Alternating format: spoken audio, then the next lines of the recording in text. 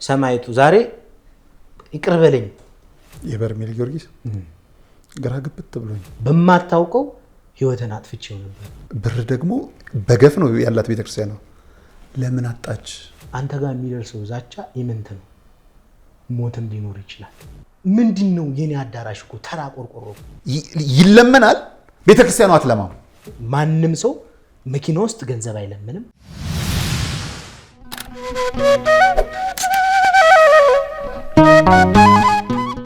ሰላም ጤና ይስጥልን ክቡራን ተመልካቾቻችን እንደምን አላችሁ? ይህ ነጋሽ ሚዲያ ነው።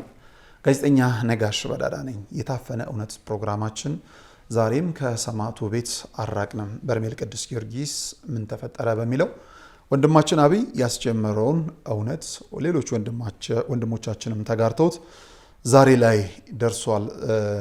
ከዛሬ በፊት ሁለት ፕሮግራሞችን ካስተላለፈን በፊት ላይቭ ነበረን። በላይቭ ላይ የተመለከታችሁት ወንድማችን ሰለሞን ለምን ወጣ የሚሉ ጥያቄዎች እልፎች ነበሩ።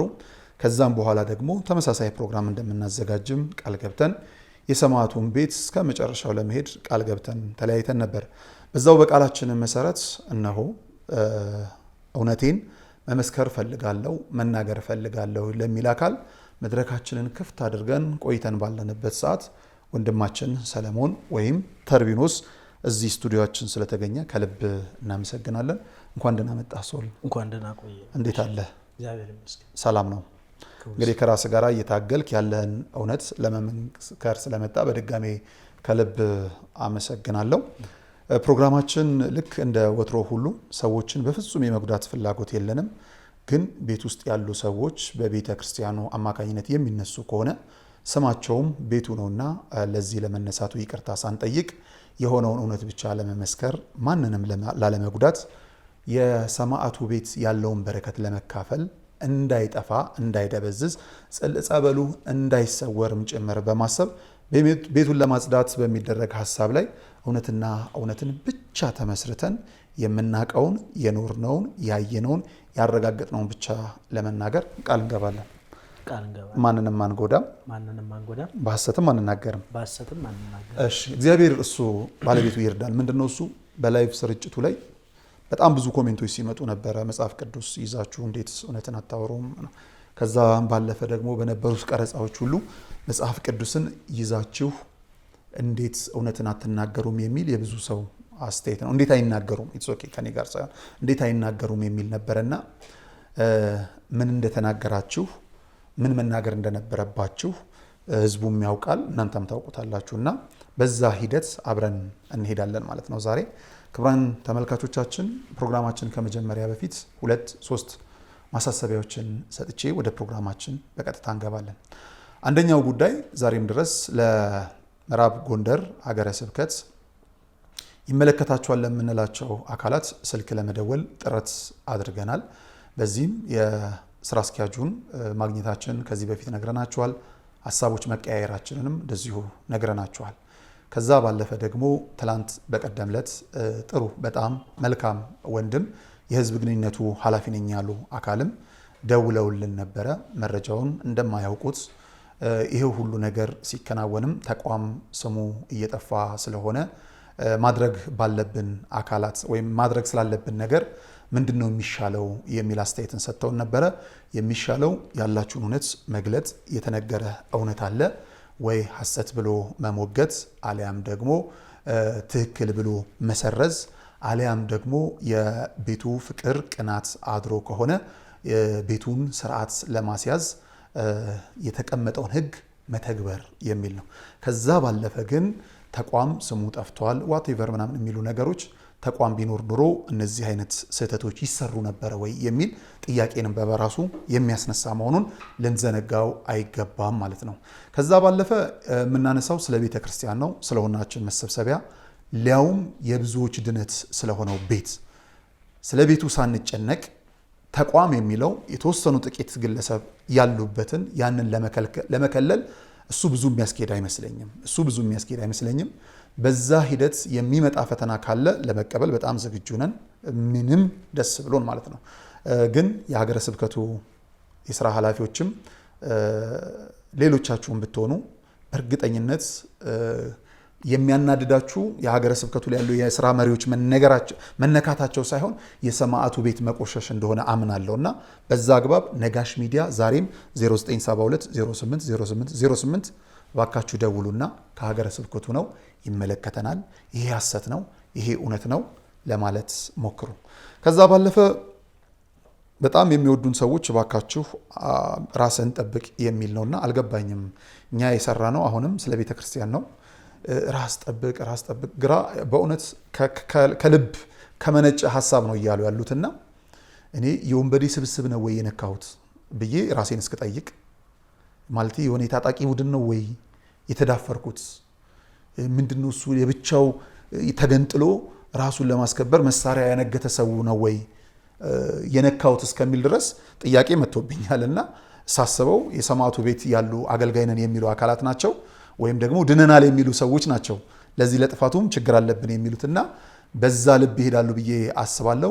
ከዛ የባሰ መንገድ መሄድ ከቻሉ ለብዙዎች የደረሰ ሰማዕቱ ለኔ የሚደርስ መሆኑን በፍጹም አልጠራጠርምና ልበ ሙሉ ነኝ ለማለት ነው። በዛ እንሄዳለን። በዚህ አግባብ ሶሌ እንኳን ደህና መጣህ። በድጋሜ ላይቭን አቋርጠህ ወጣህ። ለምን? የተወሰነውን የተናገረ ያለው ካንተ እንስማ። ያው ድጋሚ መገናኘት ስላለብን፣ ሁለተኛ ነገር ያው በመጀመሪያ በነበረን ኢንተርቪው ላይ የተነሱብኝን የተወሰነ መልኩ ጥያቄዎችን መልሻለሁ ብዬ አስባለሁ። ከዛ ውጪ ሁለተኛው ፕሮግራም ልክ እንደዚህ በራሴ መልኩ ብዙ ነገሮችን አጠናክሬ ለህዝቡ መግለጽ ያለብኝ ብዙ ነገሮች አሉ። በዛ ሰዓት መግለጽ የሌለብኝ ነገሮች ስለነበሩ በዚህ አግባብ ህዝብ ረግጬ ሳይሆን ይቅርታ ጠይቄ ወጥቻለሁ። እኔ የህዝብ ልጅ ነኝ፣ ከህዝብ የምወጣው ነገር የለም።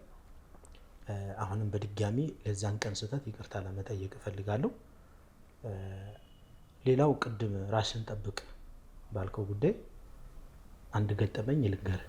እሺ 2015 ዓመተ ምህረት በርሜል ጊዮርጊስ ስመጣራ ነበር እና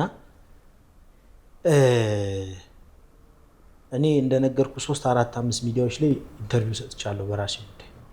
እንዲህ አይነት ነገሮችን ግን መናገር አልፈልግም። አንዳንዴ ግን እንድትናገር ያስገድድሃል።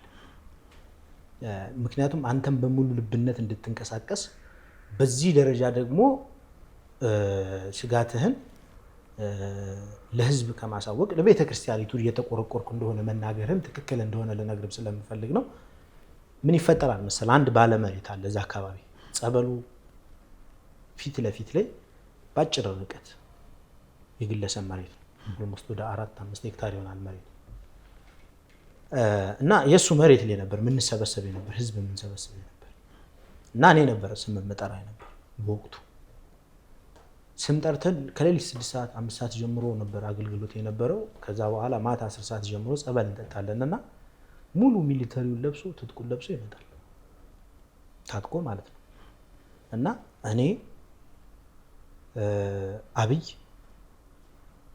አንድ ደግሞ ሀፍቴ የሚባል ጓደኛ አለ እና አንድ ተም የሚባል አለ እና እንደዚህ 4 ሆነን 5 ሆነን የምንጠጣው ጸበል እየጠጣን ማለት ነው። መጥቶ 3-4 እንደዚህ በጀርባ የተመላልሶ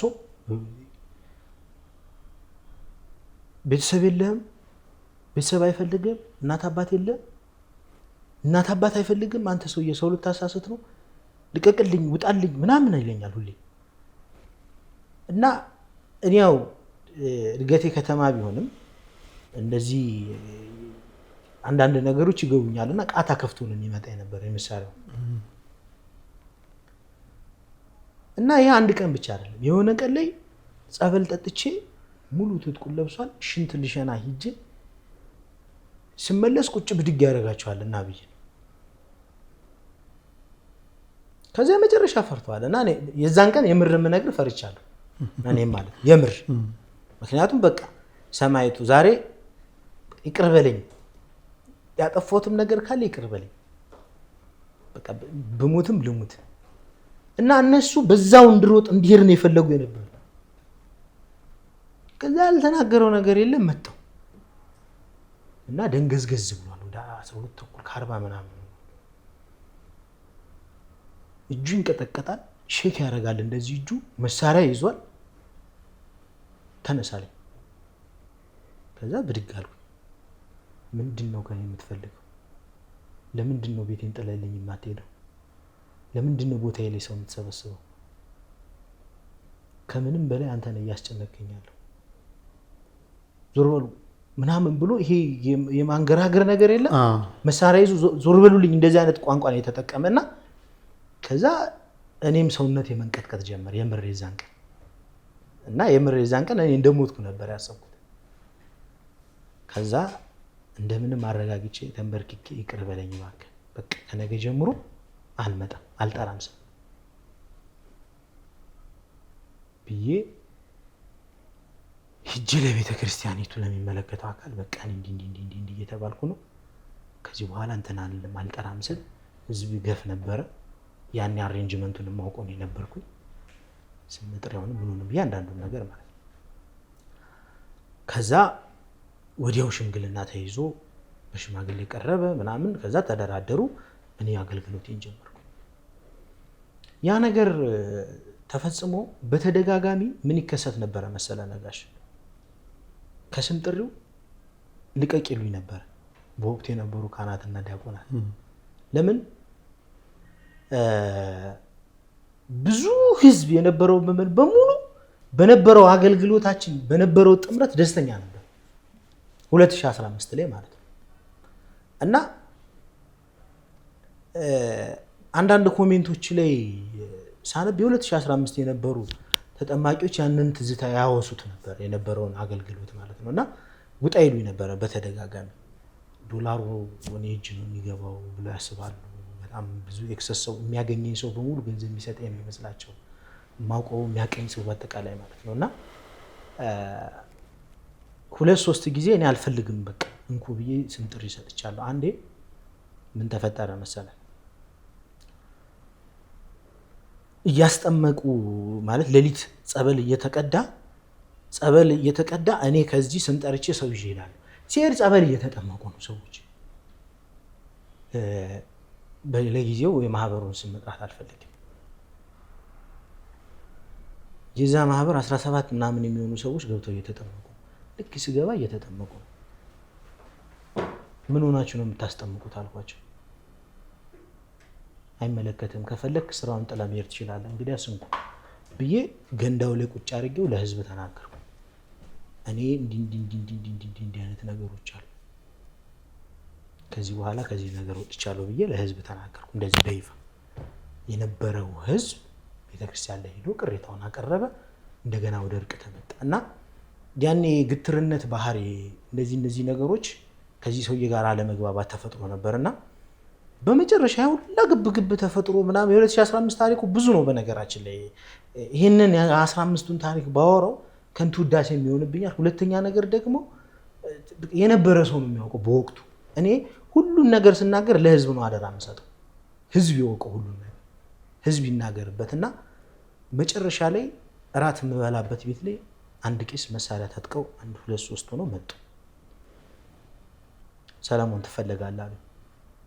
ቄሱ መሳሪያ ታጥቀዋል። መሳሪያ ታጥቀው ማለት ነው። ምን ነው አልኳቸው። አይ ለስብሰባ ትፈልጋለህ። የት? ቢሮ። እንዴና መሳሪያው ምንድን ነው? አይ ስም ጥሪ እንድታስረክብ እንፈልጋለን። ስም ጥሪውን እንደ ከባድ ስልጣን ነበር የታየው በወቅቱ። ከዛ ስም ጥሪ አውሽ እና መሳሪያው ለኔ ምን ያደርግልኛል? አይ መሳሪያው ባህላችን ነው እንደው አታምርም ምናምን እያሉ እያዋዙ በመሳሪያ ጅበው ይዘውኝ ወደ ቢሮ ገቡ። ቢሮ ያገር ተሰብ ወረዳ ቤተ ክህነት የነበረ ሰው ነበር በወቅቱ የነበረው ሊቀ መንበር ነበር። ሰበካ ጉባኤዎች፣ ዲያቆናት፣ ካህናት ነበሩ። ስም ጥሪ ያስረክብ ሲሉ ይሄን ከዚህ ቀን ጀምራችሁ ይሄን ጥሩ እስካሁን ለነበረኝ ነገር እግዚአብሔር ይስጥልኝ አመሰግናለሁ ብዬ ወጥቼ በወጣው በሳምንቱ ይሄ ያልኩህ መሳሪያ የታጠቀው ሰውዬ 3-4 ጊዜ መጥቶ የነበረው ሰውዬ ጸበል ስጠጣ ቀጥታ መሳሪያውን እንደያዘ አውደ ምሕረት ላይ ሄደ። ወደ 20 ምናምን ሺህ ህዝብ ነበር የነበረው በወቅቱ። አውደ ምሕረት ላይ የነበረውን መድረክ መሪ ማይኩን መነጨቀው። ከአንዴም 3 ጊዜ ሰለሞን ልገለው ጸበል የሚጠጣበት ቦታ ሄጄ ነበር። አንድ ቦታ ነበር መጠጣ ነበር። ሁሉ ጊዜ የምጠጣበት ቦታ አንድ ዛፍ ስር ናት። ከአንዴም 3 ጊዜ ሰለሞንን ልገለው ሄጄ ነበር። ሲሄድ ቅዱስ ጊዮርጊስ እጄን አሳስሮኝ ቁጣዬ በሆነ መንገድ ሳላውቁ በርዶ እመለሳለሁ። ስለዚህ ሳላውቅ አስቀይሜዋለሁ። በህዝብ ፊት ግን ይቅርታ ጠይቃለሁ። ይቅር ይበል በሉኝ፣ ይቅር ይበል ተባለ። በህዝብ ፊት ይቅርታ ጠየቀ። በሚቀጥለው ቀን የስልክ ናዳ እኔ ጋር ተደወለ። መጨረሻ ላይ የእሱ ስልክ ተደወለ። በጣም ይቅርታ፣ ህዝብ ፊት ይቅርታ ጠይቄያለሁ ወንድም አለም። በማታውቀው ህይወትን አጥፍቼው ነበረ። አንተ አላማ ነው አይደል ያስከው? ዝም ብለህ ሂድ። 1 ሚሊዮን ዛቻ ሊደርስብህ ይችላል። አሁን ይሄ ምናልባት የመጨረሻው የጥይት ናዳ ሊሆን ይችላል። እኔ ከፊት ለፊት ያሉ መኪና ታግቶ የቅዱስ ጊዮርጊስ ቀን ከኋላ መሳሪያ እየተተኮሰብኝ ስለ ቅዱስ ጊዮርጊስ ለመስራት ዶክመንተሪ ለመስራት ከፊት ለፊት በ5 ደቂቃ ልዩነት ማር ልንጭን ቁመን ማለት ነው። ያንን በመሳሪያ እየነዱ ወስዶት እኛ ጋር መሳሪያ እንደዚህ ባጭር ርቀት ነው መነገር እየተተኮሰ አምልጣናል የቅዱስ ጊዮርጊስ ቀን እና ይሄ ማለት እኔ ንጹህ ስለሆንኩ አይደለም። ከዛም በላይ ደግሞ ከባባድ ፈተና ሽፍታ በጉዞ ላይ ሽፍታ አጋጥመናል። ይሄ አንተ ጋር የሚደርሰው ዛቻ ኢምንት ነው። ሞትም ሊኖር ይችላል። ለቅዱስ ጊዮርጊስ ከሆነ ግን አምነ መቀበል መቻል አለብን። የዚህን ሰውዬ ታሪክ ልጨርስልን። ምክንያቱም የቤተ ክርስቲያኒቱ አረንቋ መፈታት ያለበት ሲፈልግ ማንም ሰው በዚህ መንገድ እንዳያልፍ ብሎ ይዘጋዋል። ያ ሁላ ሺህ ህዝብ በሳምንት 1 ቀን የሚጠመቅ ሰው ጸበል አትጠመቅም ተብሎ በሚቀጥለው ቀን ከንትን ካለ ወረፋ ያልፋል። ሌላ ሳምንት ይሄው ማለት ነው። ጩኸናል፣ እባካችሁ መፍትሄ አበጁለት። ዛሬ የቤተ ክርስቲያኑ ላይ ዛሬ ከትላንት ወዲያ ስልክ ተደውሎልኝ ዮርዳኖስ እኮ ተዘጋለ። ከበርሚል የሚወጣ ጸበል አለ። ለምን? ዮርዳኖስ ያለበት ጸበል ባለመሬቱ የኔ መሬት ነው፣ ካሳ አልተከፈለኝም፣ ማንም ሰው እዚህ ቦታ ላይ እንዳይመጣ ብሎ ተከለከለ። አሁን ዮርዳኖስ ከተጠመቀን እኮ 2ኛ ቀናችን ማለት ትላንት፣ ዛሬ እንግዲህ 3ኛ ቀናችን ነው።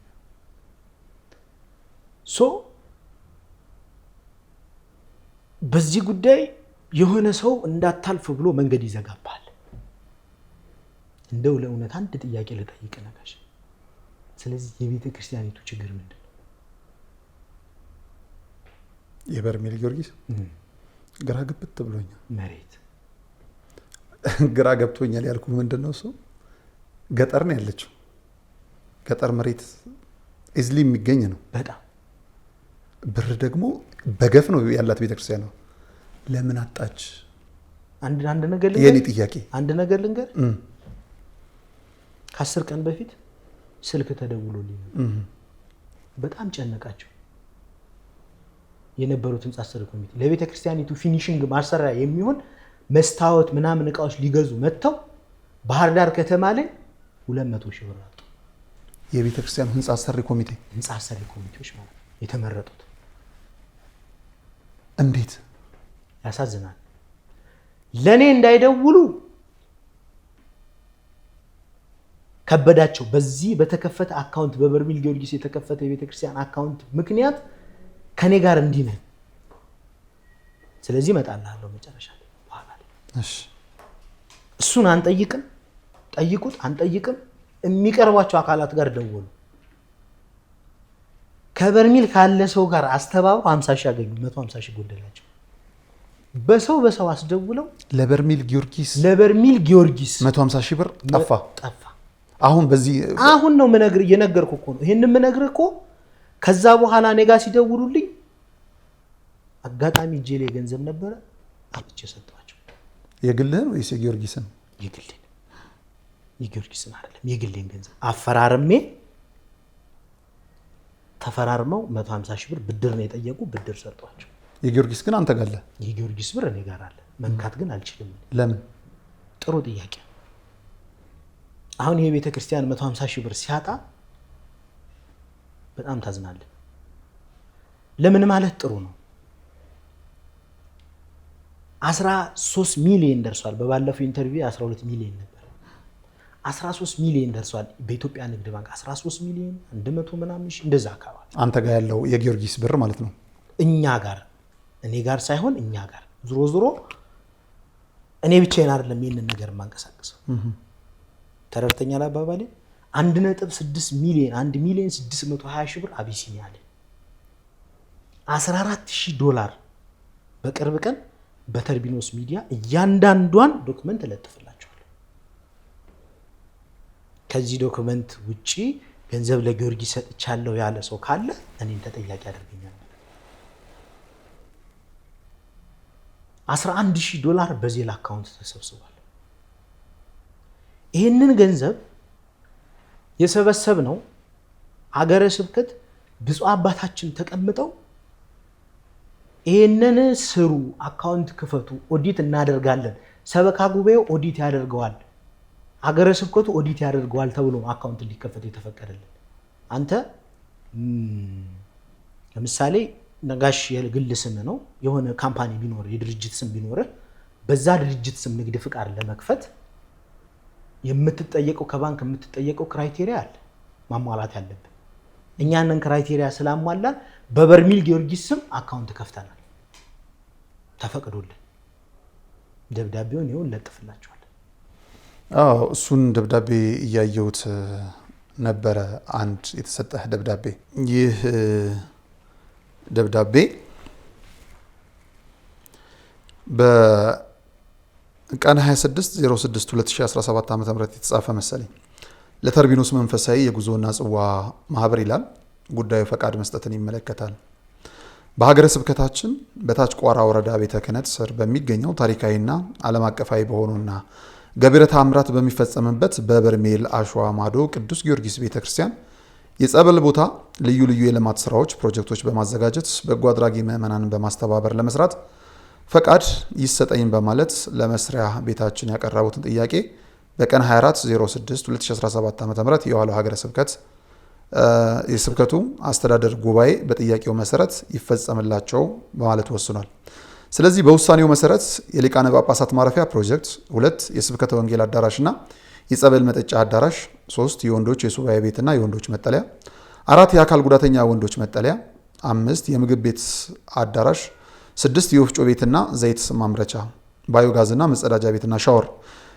ከላይ ከተራ ቁጥር 1 እስከ 7 የተዘረዘሩት ተግባራት ከቤተ ክርስቲያኑ ሰበካ ጉባኤና ከሀገረ ስብከቱ ጽሕፈት ቤት መምሪያ መቀበልና ከሀገር ውስጥም ሆነ ከሀገር ውጭ የሚገኙ በጎ አድራጊ ምዕመናን በማስተባበር እንዲሰሩ የተፈቀደላቸውና እውቅና የተሰጣቸው መሆኑን እየገለጽን ገንዘብ የሚሰበሰቡበት አካውንት በተመለከተ በቤተ ክርስቲያኑ ስም የሚንቀሳቀስ አካውንት እንዲከፈትላቸው የተፈቀደ መሆኑን እናስታውቃለን።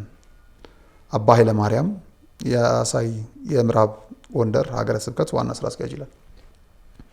አካውንቱ ቤተ ክርስቲያኑ የሚንቀሳቀስ ነው የሚለው።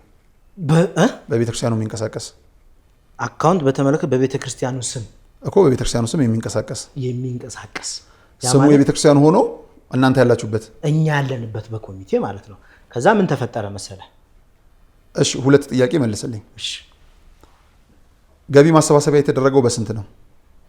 ሚያዚያ 2 እና 3 ሚያዚያ 2 እና 3 ያ ማለት 8ኛ ወር ላይ ማለት ነው። ደብዳቤ የተጻፈው በ26 ነው። እናንተ ያስገባችሁት በ24 ነው። ለምን ተሰጣችሁ የሚል ለአንተ መጠየቅ አልችልም፣ ግን ጠይቄ መሄድ እፈልጋለሁ። ምክንያቱም ደብዳቤ እንዲሰጣችሁ በ24 ጠይቃችኋል። እናንተ ብትችሉ በ24 ቢሰጠው ማንም ሰው ደብዳቤ ያስገባ ሰው ኦኬ ግዱ ላይኖር ይችላል። በ26 በሁለተኛ ቀኑ ነው ሀገረ ስብከቱ ደብዳቤ የጻፈው። 7ቱም ፕሮጀክቶች እንዴት በዛ ፍጥነት ገምግሞ ደብዳቤ ሰጠ፣ ፈቃድ ሰጠ? በጣም አሪፍ ጥሩ ጥያቄ ነው። አንድ ፎቶ እለጥፍልሃለሁ። እሺ 7ቱ ፕሮጀክቶች መጀመሪያ የነበረው ሂደት ምንድነው? ያላችሁን ፕሮጀክት ላኩ ተብሎ ሲገመገም ቆይቷል። ባህር ዳር ሀገረ ስብከት ብፁዕ አባታችን ሀገረ ስብከቱ ስራ አስኪያጅ የወረዳ ቤተ ክህነቱ ሊቀ ካህናት ከዚህ ቀን በፊት ኦልሞስት 20 ምናምን ቀን 30 ቀን አንድ ወር በፊት ማለት ነው በፊት ስብሰባ ተካሂዶ በዚህ ጉዳይ ግምገማ ተደርጎ ቅድሚያ ዲዛይናችንን ልከን አስገምግመናል መጀመሪያ ከዛ ለዚህ ፍቃድ መሙያ የሚሆን ደብዳቤ ጽፈናል ተረድተኛል አባባሌ በስንት በ24 ደብዳቤ ጽፈናል ከ24 በፊት ግን የነበሩ ፕሮሰሶች በሙሉ አልቀዋል አዎ ፕሮሰሱ ሄዳችሁበት ሊሆን ይችላል አዎ ግን እዛ ላይ ያለ የሥራ ኃላፊ ማድረግ የነበረበት ልክ እንዳልኩ ነው እኔ ደብዳቤ የምፈልገው ነገር እንዲፈጸምልኝ ዛሬ ካስገባው ዛሬ የሚሰጠኝ ነገር መፈጸሙን ነው የማውቀው በዚህ ውስጥ እናንተ ላትኖሩበት ትችላላችሁ በ24 ተጠይቃቸዋል በ26 ሲሰጥ የሁለት ቀን የግምገማ ቀን እንዳለ ብቻ ነበር የሚታሰበው መሆን የነበረበት ግን የመጀመሪያ ፕሮጀክታችሁን አስገቡ ሲባል ከፕሮጀክታችሁ ጋር እነዚህ ነገሮች ይፈቀዱልን ተብሎ ነው ደብዳቤ መግባት ያለበት ሁለተኛ ደብዳቤ ካለ በቀን 24 ባስገባችሁት ደብዳቤ መሰረት ያስገባችሁት ፕሮጀክት ጸድቆ ለትግበራ ስለመጣ በዚህ ቀን ጸድቆላችኋል ተብሎ ነው መውጣት የነበረበት ይሄ የአሰራር ክፍተት ነው ጀስት በመንፈሳዊ አይን አይደለም እናየው እንረዳዋለን በመንፈሳዊ በስጋዊ አይን ለሚያዩት ግን በር ይከፍታል መከራከሪያ ሊሆን ይችላል የአሰራር ክፍተት ነው በኔ እንደ አንዱ እንትን ሊሆን ይችላል አሁን አንተ በመታስረዳኝ ቅድም መጽሐፍ ቅዱስ ምለን ስለሆነ የገባ ነው እኔ የምችለው ያንተን እውነት መስማት ብቻ ነው ልከራከር አልችልም እውነት ነው ልትነግረኝ የመጣውና በዛ መልኩ እንሄዳለንና ስለ አካውንቱ አብራራልኝና ወደ አንተ እውነት እንመለስ መልካም ትክክል ነጋሽ እንደነገርኩ ከ24 በፊት ቅድመ ውይይቶች ተደርገዋል እኛም በአካል ተጠርተናል ስለ እነዚህ ፕሮጀክቶች መጀመሪያ ቀርበዋል ለሀገረ ስብከቱ ከዛ በኋላ እኛ ስንሄድ ግምገማ ተደርጓል ይሄን ፕሮጀክት ሰለሞን ይስራ ተርቢኖስ የጉዞ በቤተክርስቲያኑ ስም አካውንት ተከፍቶ ኦዲት የሚያደርገው ሀገረ ስብከቱም ሰበካ ጉባኤ በጥምር የሚሰሩት ማለት ነው ተብሎ አካውንት ተከፈተ ይሄ አካውንት ብዙ ጊዜ በቤተሰቡ ተከፈተ የሚል ጥያቄ ነው የሚመጣው ጥሩ ጥያቄ ነው እዚህ ጋር ከዚህ ቀደም የላኩልህ መተዳደሪያ ደንብ አለ መተዳደሪያ ደንብ ላይ የተርቢኖስ መንፈሳዊ የጉዞና የጽዋ ማህበር የመጀመሪያው ከሰበካ ጉባኤ ማህተም የተመታበት ሰበካ ጉባኤቱ ያጸደቀው ቀጣይ ያ የጸደቀው መተዳደሪያ ደንብ ወረዳ ቤተ ክህነት ሂዶ ያጸደቀው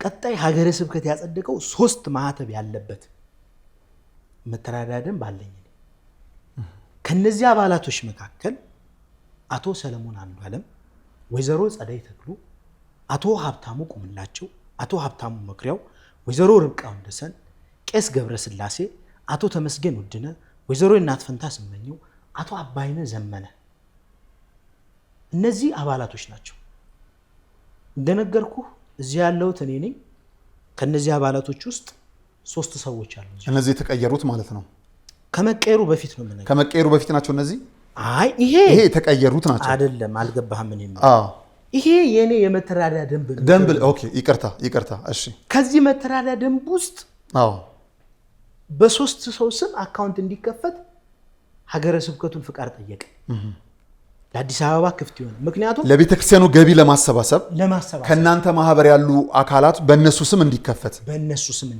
ለቤተ ክርስቲያኑ ገቢ እሺ እነዚህ ሰዎች አዲስ አበባ ቅርብ የሆኑ ሀገረ ስብከቱ ጋር ተጻጽፈን ከሰበካ ጉባኤው ጋር አምነንበት ይሄ ነገር እንዲከናወን ብለን ከፈተን ይሄ ጥያቄ በርሜል ጊዮርጊስ ላይ ከፍተኛ አመጽ አስነሳ ለምን ጥሩ ጥያቄ አንደኛ ይሄ እንግዲህ ምናልባት መመሪያ ሊሆን ይችላል አይ ዶንት ኖ አኬር ሊሆን ይችላል አይ ዶንት ኖ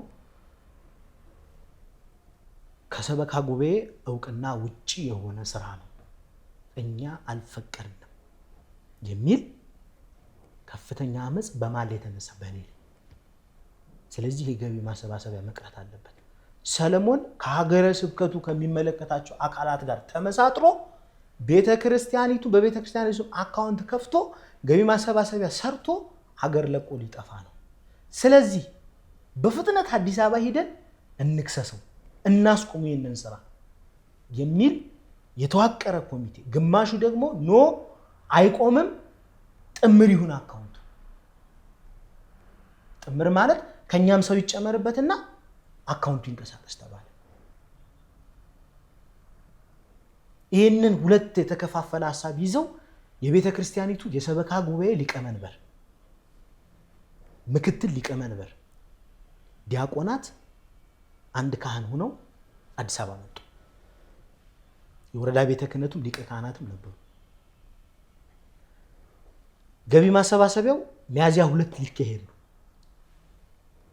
እነሱ በአንድ እዚህ ገብተዋል።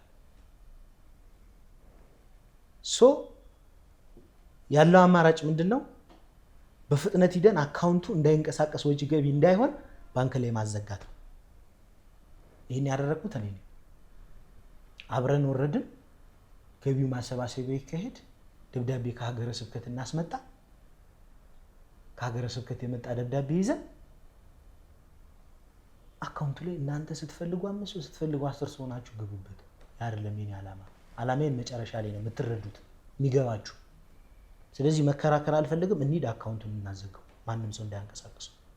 ወረድን። ዝግ ነው አሉ አካውንቱ። መብራት ሾላ መብራት ቅርንጫፍ ኢትዮጵያ ንግድ ባንክ መገናኛ እዛ ነው የከፈተው። ከዛ በሚቀጥለው ቀን የሀገረ ስብከቱ ስራ አስኪያጅ ጥምር ይሁን የተባለውን አካውንት ተጨማሪ 3 ሰው ከቤተ ክርስቲያኒቱ ጨምረው ከኛ የነበረው 3 ሰው ወጥቶ ከነሱ ሆኖ 5 ሰው እንዲንቀሳቀስ አደረጉት ይሄንን አካውንት። በነገራችን ላይ በእናንተ ስም በነበረበት ጊዜ ላይ ምንም ብር አልተንቀሳቀሰም? አልተንቀሳቀሰም። አንድ ጥያቄ እዚህ ጋር ላክል። እሺ፣ እንዲህ ማድረግ አይቻልም ነበር ወይ? ለሰማዕቱ ቅዱስ ጊዮርጊስ እነዚህ የተባሉትን ለማሰራት ነው ይህ አካውንት የተከፈተው፣ ዓለም አቀፍ የገቢ ማሰባሰቢያም የተደረገው። ያው ጥያቄን እኔ የምመልስበት አግባብ ቢኖርም ግን ልጠይቅ። እሺ፣ ቤተክርስቲያኑ የራሱ የግል አካውንት የለው? ጥሩ ጥያቄ። በዛ ማሰባሰብ ለምን አልተቻለም? በጣም ጥሩ ጥያቄ። ይሄ ማለት አካውንቱ ላይ 5 ሰው የገባበት ነው። ግን አንድ ነገር ልንገርህ ነጋሽ፣ እንድታውቀው የምፈልገው ነው፣ ህዝቡም እንዲያውቀው የምፈልገው ነገር ማለት ነው። የቤተ ክርስቲያኒቱ አካውንት ታግዷል። ገቢ ማሰባሰቢያ ከመከፈቱ በፊት ማን አገደው? የነበረው ኮንትራክተር። እንዴ ኮንትራክተሩ የቤተ ክርስቲያኑን አካውንት ማገድ ይችላል? አሳግዶታል። በህግ ክስ ላይ ናቸው ያለው። ክስ ላይ ናቸው። ስለዚህ ቤተ ክርስቲያኑ ያለ አካውንት ነው ያለው። በቃ አካውንት የለውም። በሌሎች ሰዎች በተከፈተ አካውንት ነው ለጊዮርጊስ ብር የሚገባው አይደለም። በዚህ አካውንት ይገባል እኮ። በዚህ አካውንትም ቢሆን የእናንተ ማህበር አለበት። እናንተ ማህበር የቤተ ክርስቲያኑ አይደላችሁ አይደለም፣ የግል ማህበር ናችሁ። ስለዚህ ይሄ አካውንት አለ፣ ሌላ አካውንት አለው። እንዴት ማለት አሁን በሌላም ሰው የሚንቀሳቀስ ሌላም ማህበር እንደዚሁ የከፈተው ተዘግቷል። አንድ አካውንት ሆኖ ነገሮች ወደ አንድ መጥተው እየነገርኩ እኮ ነው። መጀመሪያ ሀገረ ስብከቱ ለሁለት በቃ እሱ አሁን ይወለ እኔ የተረዳሁትን ነገር ልንገር። እሺ ንገረኛ። እንደው ዝም ብዬ የማይሆን ጥያቄ ከምጠይቅ ንገረኝና መልሼ ልጠይቅ። ምንድነው መሰለ ነጋሽ፣ ሀገረ ስብከቱ ያመነበት ነገር ነበር። አሁን እኔ ተጽዕኖ ፈጣሪ ነኝ ብዬ አላለም። በሰራሁት ስራ ግን በጣም ከፍተኛ ህዝብ የኔን አገልግሎት ስለወደደ ወደ እኔ ተርቢኖስ የጉዞ ማህበር መጥቷል። በአንድ ዓመት ጊዜ ውስጥ የትኛውን ማህበር ያላሳየውን እምርታ አምጥቻለሁ። ይህንን ህዝቡን ነው የማመሰግነው፣ ማንንም አይደለም። እንደገና ይሄ ህዝብ እንዲመጣ ያደረጉ የተርቢኖስ የጉዞ ማህበር አባላት ነው። በዚህ ምክንያት ከፍተኛውን የህዝብ ቁጥር ሚዲያውን ምኑን ማን ያንቀሳቅሷል ብሎ ሲያስቡ 2 ተጽዕኖ ፈጣሪ ማህበራቶችን ሀገረ ስብከቱ አይቷል። ተረድተኛል አባባልን? ለኛ ኃላፊነት መስጠት ፈለገ። ማን እየተከታተለው? ሀገረ ስብከቱ። ለእናንተና ለኤልሻዳይ? ሀገረ ስብከቱ እየተከታተለው ይህን ኃላፊነት መስጠት ፈለገ። ከዛ መጨረሻ ላይ ግን ኖ አንድ አካውንት ይሁን፣ በዚህ አካውንት ምክንያት እኛ እንጨመርበት፣ ሌላ ማህበር የተከፈተው አካውንት ይዘጋና ከሌላ ማህበርም አንድ ሰው ወደዚህ ይምጣ ተባለ። መጣያ ሰው ከካህናትም ከዲያቆናትም ገቡበት። ይሄ አካውንት ተከፈተ። ይሄ አካውንት ኦልሬዲ ተከፍቷል፣ ግን ቅያሬ ተደርጓል። ቅያሬ ይሄ አካውንት አሁን ብር ገብቶበታል፣ ሰማዕቱ ግን የለውም። ላም አለኝ በሰማይ ወተቷን ማላይ ሆኗል ብሩ ማለት ነው። እና 150 ሺህ ብር ቸግሮታል። በጣም እሺ፣ አንድ ይሄ ነው። ሁለተኛ ጉዳይ እናንሳ። ፍቃድ ሰጥቷቸዋል ሀገረ ስብከቱ። ይሄ ስለ እውነት የምትነግረኝም ስለሆነ ማለት ነው። ይሄ ሁሉ ብጥብጥ ሲነሳ ሀገረ ስብከቱ ሳናግሯቸዋል? እንዴት አሁን ይሄ ሁሉ ሽኩቻ ቤቱ ላይ ህዝቡ ሲያለቅስ ስብሰባ ጠርቷል። ኦልሞስት እንግዲህ 20 ቀን ምናምን አልፎታል። ኦልሞስት ገና ስብሰባ ሆኖ ወደፊት ነው ይመስለኛል። ህዝቡ እንደ ጉድ አልቅሷል። ከዛም ባለፈ ደግሞ እናንተም ያለውን እውነት አስረድታቸዋል። አገልጋይ ካህናቱም ደውለዋል እኛ ጋር። የምሬን ነው። የምንችለው ታፈነናል፣ እዚህ በጸሎት እናግዛለን ነው። ዲያቆናቱም ደውለዋል። ምናልባት አንድ ዲያቆን ብቻ ቤተክርስቲያኗ ስሟ እየጠፋ ነው የሚል እና ልናገኝህ እንፈልጋለን የሚል መጥቷል። አሮን ነው አስተዳደር ስላልሆንክ ልታገኘኝ ለምን ትችላለህ? ስሟ እየጠፋ ነው ብለህ ከምታስብ የጠፋበትን እውነት የሆነውን ናና መድረክ እንስጥ ተናገር ብለህ ነው ነበር። ቀርቷል። ይሄ ሁሉ ባለበት ሀገረ ስብከቱ ምንድነው ግራና ቀኝ እያየ ያለው? ገርሞኛል። ቤተክርስቲያን እውነት ናት። ሁሉ ነገሯ ፊት ለፊት ነው አይደል? እኛም የቤተክርስቲያኗ ልጆች ነን። ያየነውን የሰማነውን ወደ ፊት ለፊት ያወጣ ነው። ታዲያ ያያችሁትን የሰማችሁትን ተናገሩ ያሉ አባቶች ለምንድን ነው ያዩትን የተናገሩትን የሰሙትን ለህዝቡ መንገር ያቃታቸው የሚል ጥያቄ አለኝ። አንተ መመለስ ስለማትችለው ለህዝቡ እየተናገርኩ ስለሆነ ነው። ጥሩ፣ ትክክል ነህ። በዚህ ጉዳይ ላይ ያው ከዚህ በፊትም ተነጋግረናል። እኔ መመለስ የምችለውን ምላሽ እመልሳለሁ። ሀገረ ስብከቱን እኔም አንተም አልጠይቅህም፣ እንደው ብትመልስም አልጠይቅህም። ለምን? ስለማይመለከት። እሺ እንሂድ። ከዛ ውጪ እንደ ቤተክርስቲያን ልጅነት አዎ መጥተው ይህንን ነገር አርግቦ ለህዝቡ የተረጋጋ ነገር መስጠት ይችሉ ነበር። ትክክል ነው። ኦልሬዲ አካውንት ተከፍቶ ተስማምተን ቃለ ጉባኤ ተይዞ 9 ኮሚቴ ተዋቅሮ በሚያዝያ 2 እና በሚያዝያ 3 ገቢ ማሰባሰቢያው ተደረገ። ከዛ ግን በጣም በወቅቱ የነበረው የህዝቡ እዛ ቦታ ላይ የነበረው አመጽ፣ ምክንያቱም ግለሰብ ተኮር ሆነ ይሄ ነገር፣ እኔ በግሌ የማደርገው ነገር ስለመሰላቸው ከፍተኛ አመጽ ስለነበረ ወዲያው በቴሌግራም ነበር ደብዳቤው የተላከው። ባንኩ ኦሪጂናል ደብዳቤ አምጡና ሙሉ ለሙሉ አካውንትን እቀይራለሁ፣ እስከዛ ግን ዝግ ሆኖ ፋይላችሁ ገብቶ ይቀመጣል። አካውንቱ ግን ሙሉ ለሙሉ የሚቀየረው ልክ የሀገረ ስብከቱ ኦሪጂናሉ ደብዳቤ ሲመጣ ነው። ይህን ደብዳቤ ማንም አላመጣውም እስካሁን ድረስ። ስለዚህ ዝግ ነው አካውንቱ፣ ዝግ ነው፣ በቃ ተዘግቶ ተቀምጧል። አሁን እኮ ላስረዳ። ብር ይገባል አይወጣም? ይገባል አይወጣም። በነገራችን ማንም ሰው ማውጣት አይችልም። እና ኦነሩ እኔ ነኝ፣ ባለቤቱ ማለት ባለቤቱ ስልህ ሰብሳቢው እኔ ነኝ በዋናነት ማለት ነው። 9 ኮሚቴ ውስጥም ሰብሳቢ ነኝ፣ ምክትል ሰብሳቢ፣ ሳብሹ ምናምን አሉ የተዋቀሩ። በቃለ ጉባኤ ልክ የላለው ቴሌግራም ላይ ለህዝቡ መለጠፍ ስለሚቻል ማለት ነው። ተረድተኛል አባባል። አሁን የሁላ ነገር ካለፈ በኋላ ሰበካ ጉባኤው ለሀገረ ስብከቱ አንድ ጥያቄ አቀረበ። ምን የሚል ጥያቄ? ገንዘቡ ወደኛ አንድ አካውንት ተከፍቶ ቡና ባንክ አካውንት ተከፍቶ ወደዛ ቡና ባንክ ይተላለፍ። የተከፈተ አካውንት አለ ቡና ባንክ፣ ወደዛ ባንክ ይተላለፍ። ካልሆነ ግን እኛና እኔና ሌላ ማህበር ማለት በቃ በተለይ እኔ ወጥቼ፣ አንተና ኤልሻዳ ያላችሁት ሁለታችሁ ናችሁ። ወጥቼ አይደል ሌሎችም ሰዎች ስላሉ ነው። ወጥተን እነሱ ብቻ እንዲቆጣጠሩት የሚል ደብዳቤ ጻፉ ለሀገረ ስብከቱ። ሀገረ ስብከቱ እንትኑ ሰበካ ጉባኤው ለኔም በተደጋጋሚ እየደወሉ አካውንቱን ገንዘቡን አዘዋውርልን፣ ልማት በአንተ በኩል እንዲሰራ አንፈልግም። ኧረ ተው ውሃ እናስቆፍርለት፣ ይሄን ገንዘብ እኔ ያልበላሁትኝም አለ ገንዘባችሁ። ይሄንን ነገ ህዝብ ፊት ቪዲዮ እየቀረጽን ባንክ ላይ ሂደን የባንክ ስራ አስኪያጅን ይዘን ገቢ ወጪውን ኦዲት እናስደርጋለን። እኔ ሰለሞን ከዚህ አካውንት ላይ 0.5 ሳንቲም ካወጣው ሰማይቱ ይፍረድብኝ። ግን ይሄው ዛሬ ዮርዳኖስ ተዘጋ። 150 ሺህ ብር ለቤተ ክርስቲያኒቱ አጣችሁ። ቦታ የለውም። ከ15 ሚሊዮን ብር በላይ የተሰበሰበ ገንዘብ አለ። ብዙ ሄክታር መሬት ያስገዛናል። ጎበዝ እንግዛው፣ ቦታውን እንግዛው፣ እንኳን ቆፍር። በትክክል ባህር ዳር ሂጄ ከአንደኛው የሰበካ ጉባኤ አባል ጋር አማራ ውሃ ስራዎችም አውስኮድ ጢስ እሳት ውሃ ስራዎችም ከሱ ጋር ጢስ እሳት ውሃ ስራዎች እጃለሁ። በግል አማራ ውሃ ስራዎችን አናግሬያለሁ። ጠይቀናል ቦታው ላይ ለማስቆፈር ሂሳብ አውጥተውልን ጥናት መደረግ አለበት ብለውን ለመጠጥ ውሃ ቁፋሮ በማሽን ከፍተኛ የሆነ ኢንስታሌሽን አድርገን ትክክለኛ የሆነ መጠጥ ውሃ ዝርጋታ አድርገን ሽንት ቤት ቆፍረን ለቀጣዩ ለሚመጣው ጀነሬሽን ለሚመጣው ጸበልተኛ ጸበሉ ከዚህ በኋላ ነግሬሃለሁ እንዲዘጋ ሳይሆን እንዳይዘጋ አይዘጋም ነው የኛ መፈክራችን። በርሜል ጊዮርጊስ አይዘጋም። ይሄን ቃል ያመጣሁት እኔ ነኝ። በቃ አይዘጋ ከዚህ በኋላ ለምን ይሄው ያለችን ሰብስበን ነገ ህዝብ ይሰጠናል።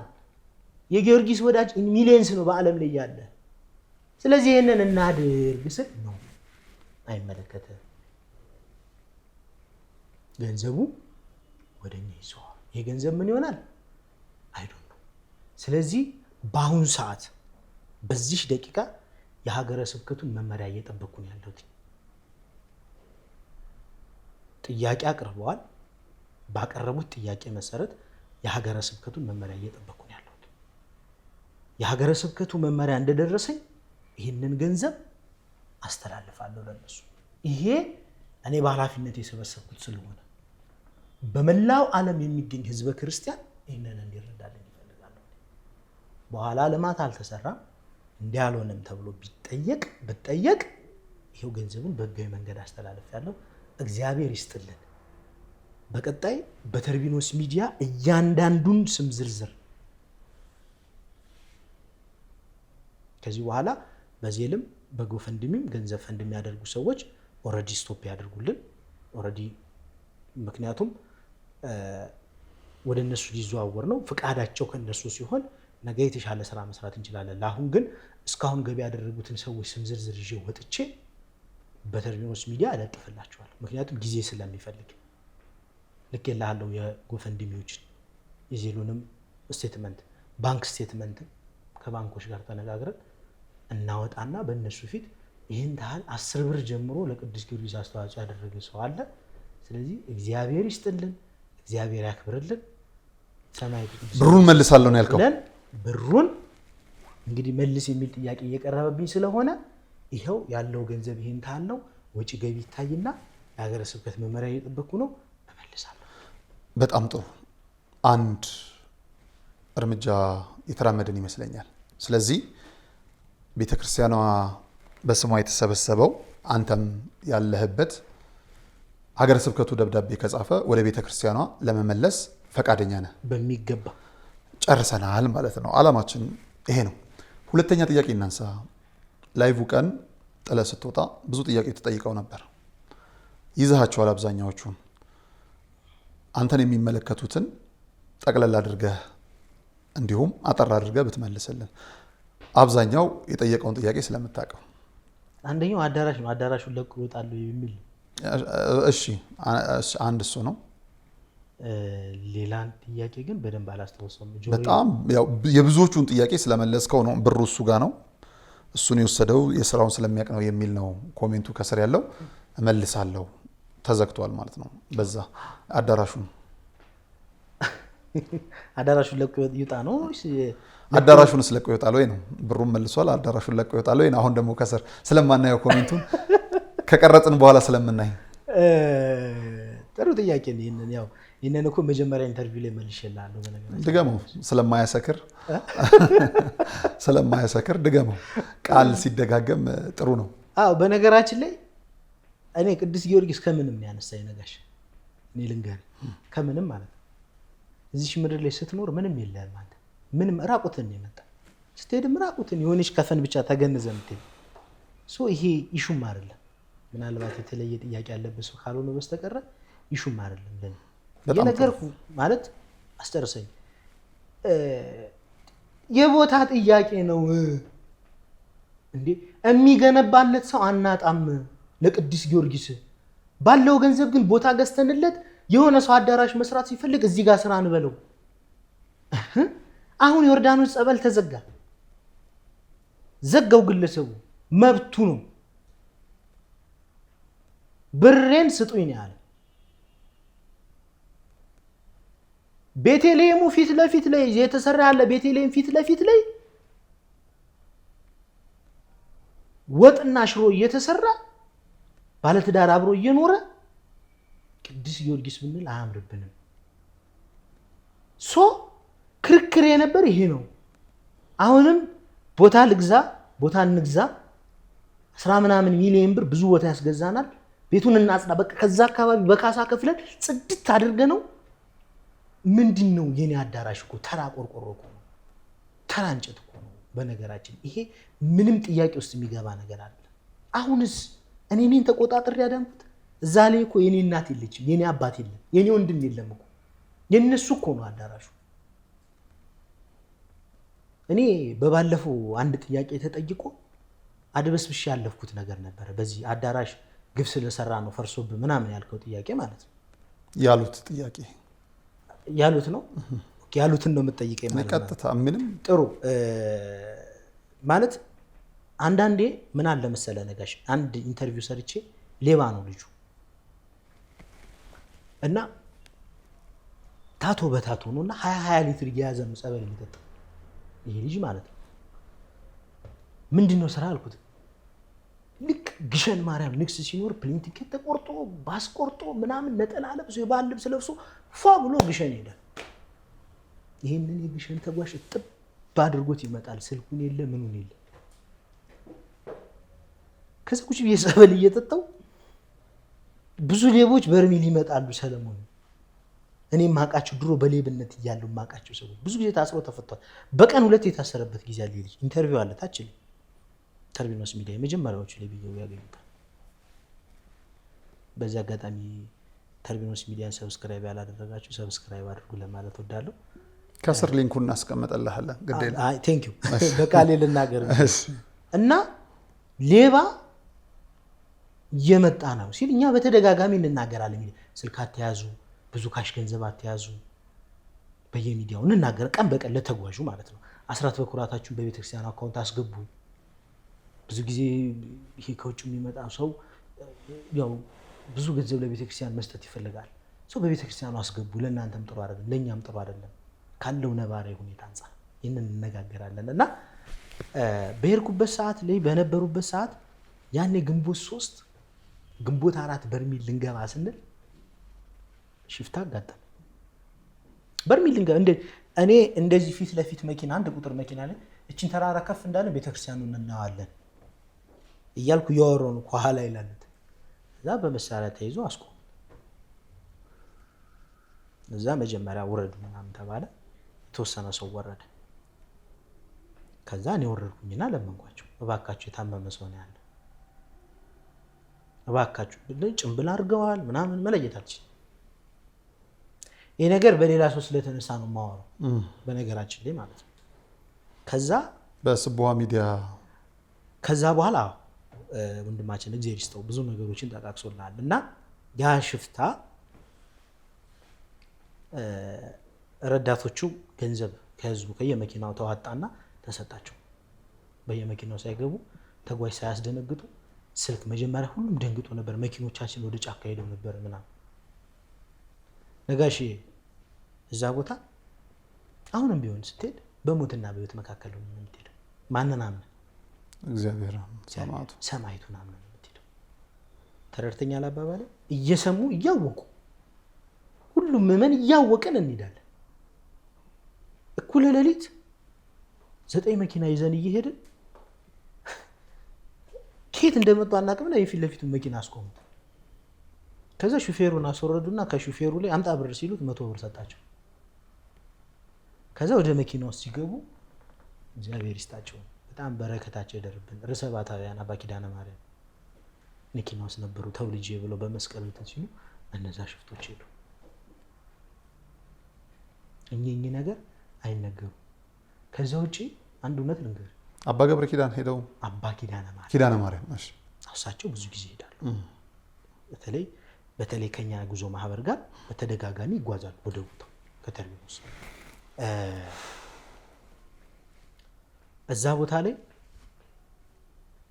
ምእመን ነው የምትሄድ፣ በምእመን አትደራደር። አንዳንድ ሰው እውነት ያወራ መስሎት ትክክለኛ ያልሆነ ነገር ሲናገር እሰማለሁ።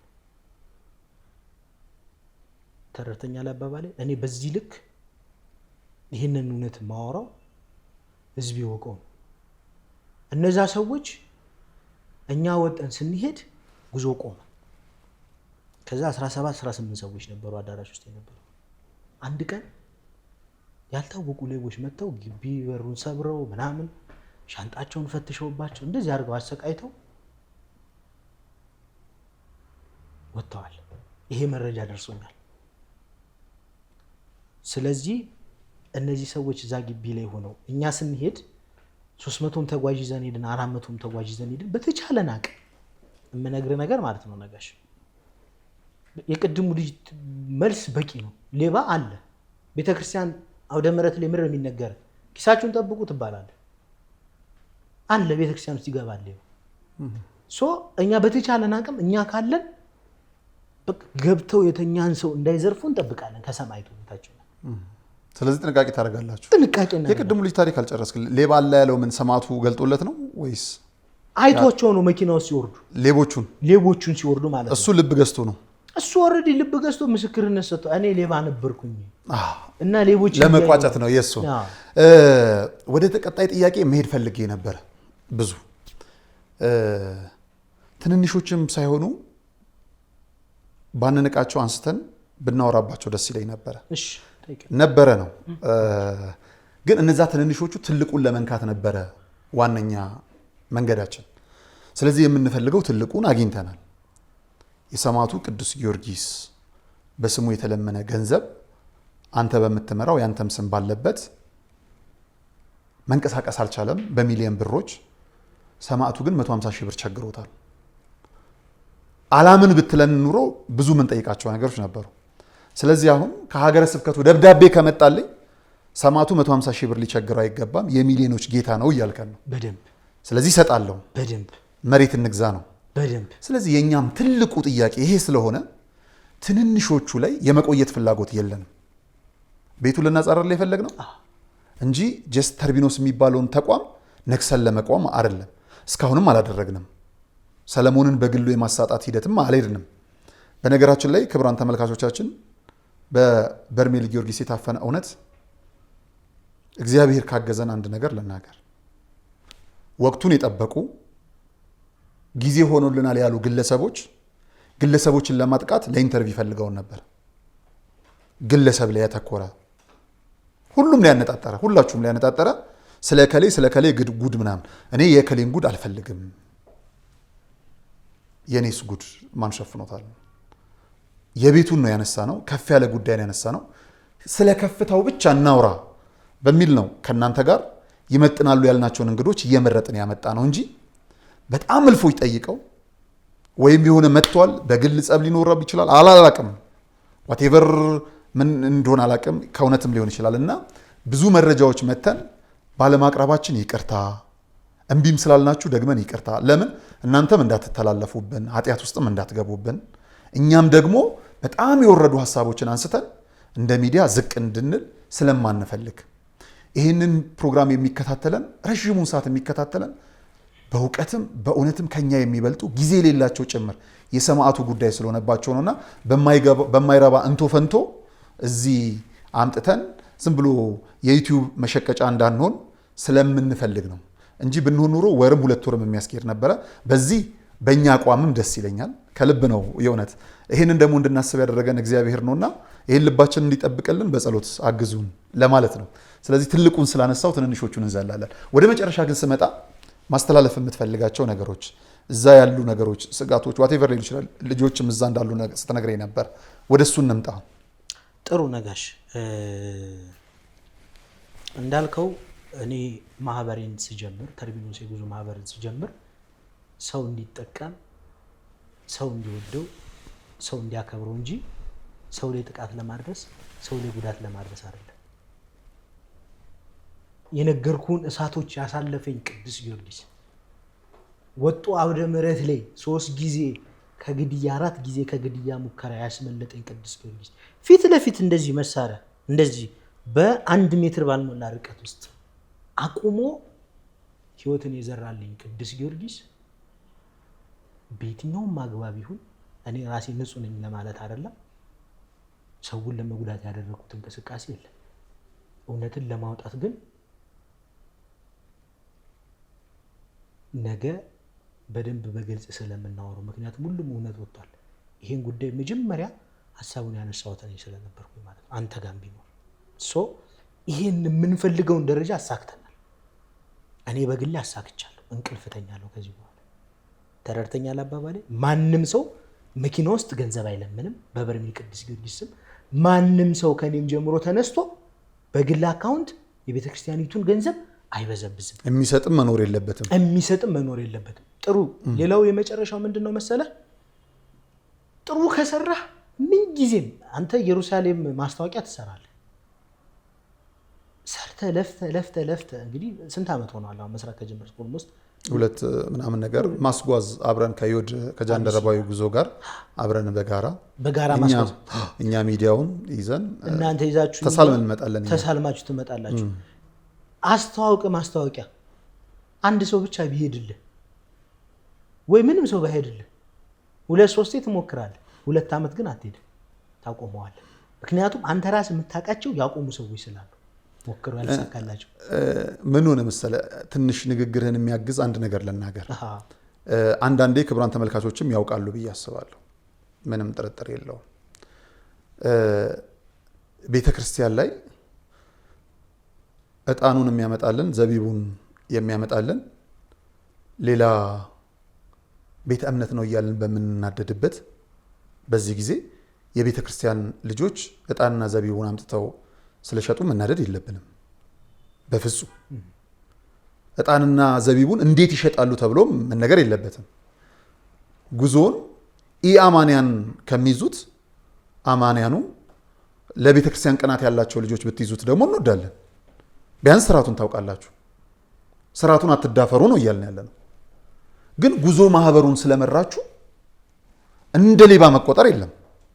ጀስት በረከትም ለማስገኘት እንደ አንዱ መንገድ ስለሆናችሁ እንደ አንዱ።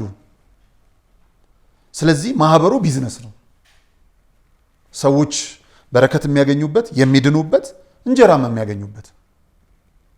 ያንን አክሰፕት መደረግ መቻል አለበት፣ በሰው መያዝ አለበት። ስለዚህ የምትሰሩትን ስራ እግዚአብሔር ይባርክላችሁ፣ አሜን። ከስተት ወጣችሁ ጸድታችሁ እንጂ በርሜል ጊዮርጊስ ላይ እንዳላያችሁ የሚል አቋም ፕሮግራምም የለንም። ወቅቱን ተጠቅሞ ራሳቸውን ለማደራጀት እናንተን አስወጥቶ ሌላ ለማደራጀትም የሚደረግ ከሆነ ይሄም ስተት ነው።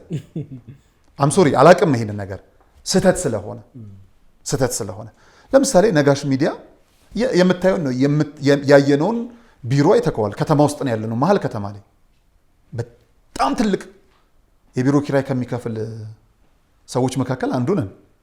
ሰራተኞች እልፎች አሉ፣ 8-9 ድረስ ማቴሪያል አለ የምንቀርጽበት። መቼም በጸሎት አይደለም ይሄ የሚመለስ፣ መስራት አለብን። ለምን ሰራችሁ ብሎ ከጠየቀ የሆነ ሰው ችግር አለ ማለት ነው። የምንሰራው ንጹህ ይሁን ነው አይደለም እንዴ? የምንሰራው ንጹህ ይሁን። በዚህ ሂደት ውስጥ ብዙ ጊዜ እንናገራለን። ከተማ አካባቢ ያሉ አብያተ ክርስቲያናት ገቢ ማሰባሰቢያ ይመጣሉ፣ አንሰራም እንላለን። በፍጹም አንሰራም። ከተማ አካባቢ ያለ ለምን? አንዳንዴ ገቢ ማሰባሰቢያ ብለን ስንሰራ በአስተዳደር ውስጥ ያሉ የተወሰኑ ግለሰቦች አካውንትን ማደለብ ሁሉ ይመስለናል። ይለመናል፣ ቤተክርስቲያኑ አትለማም። ስለዚህ ለዚህ ተባባሪ አንሆንም። በገጠር ያሉ አብያተ ክርስቲያናት የተዘጉትን ግን ለማስከፈት በረከት ለማሰጠት እንሰራለን። ከግል አካውንት እናስቀምጣለን። አካውንታቸውን ህዝቡ ለበረከት ይልካል። ይሄን እንሰራለን። ከተማ ውስጥ ግን ገቢ ልሰበስብ ነው ብሎ የመጣ 10 ሚሊዮን ፈልጋለሁ ብሎ የመጣ አቅም ያለኝ ያለ ደብር ቢያንስ ለምንሰራው አገልግሎት ክፈል እንለዋለን። አዎ ክፈል እንለዋለን። እንዳልኩ የቤተ ክርስቲያኑ ህንፃ ላይ አይደለንም፣ በመና አይደለም የሚኖሩት ሰራተኞቹ። ዋቴቨር ሁሉ ነገር አለ። ከተማ ላይ አቅም አለን ብለው የተሻለ አቅም ለመምጣትና ለአዳራሽ ይከፍል የለም። አዳራሽ ላይ የተሰበሰቡ ምዕመናን ምግብ ያበላ የለ ገንዘብ አይደለም። ለራሳቸው አበል ሊከፍሉ የለም። ለሰራንበት ክፈሉ እንላለን፣ ህጋዊ ክፍያ።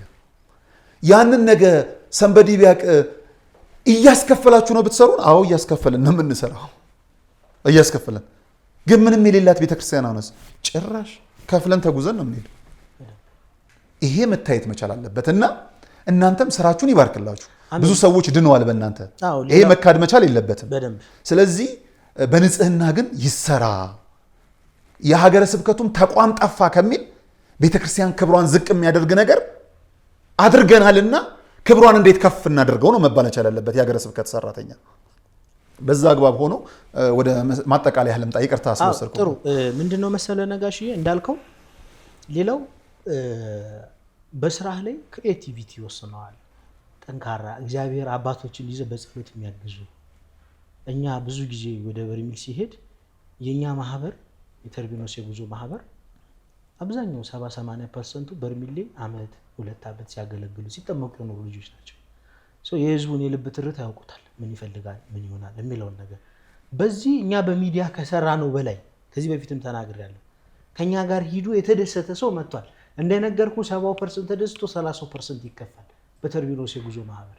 ከዛ ውጭ ግን እምነቅፈው ዛሬም ወደፊትም የምቃወመው መኪና ውስጥ በቤተ ክርስቲያን ስም ማንም ሰው ጨረታ እንዳካሄድ። እግዚአብሔር ይስጣችሁ።